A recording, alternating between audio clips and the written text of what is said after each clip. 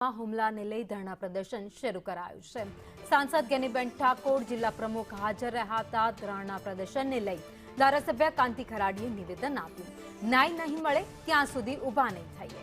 ફરિયાદની માંગ ઉકેલવાની પણ તેમણે રજૂઆત કરી।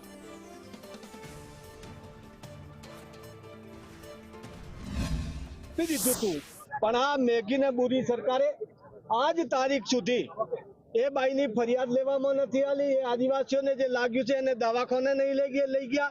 એ લોકોને આજ તારીખ સુધી એમની કોઈ એફઆઈઆર લેવામાં પણ નથી આવી। એના અનુસંધાને અમે આજે આયા બેઠા છીએ। એ લોકોને કાયમી માટે હેરાન કરવામાં આવે છે, એના માટે આજે અમે અહીંયા આવ્યા છે। પણ અત્યારે બેઠા છીએ, હજુ એ લોકોને કહીએ છે વહેલામાં વહેલી તકે અમારો ન્યાય આપો, નહીં આપશો તો અમે બેઠા રહેશું। પણ એક તરફી જ્યારે ઘટના બની છે તો એનો ન્યાય હોવો જોઈએ, અને ન્યાય એ હોવો જોઈએ કે જે મહિલાનું મકાન પાડી નાખ્યું છે, જે મહિલાની જમીન આખી એની ખોદી નાખી છે, એની ફરિયાદ પણ દાખલ કરવામાં નથી આવી તો એની ફરિયાદ દાખલ કરવામાં આવે, એને વળતર આપે।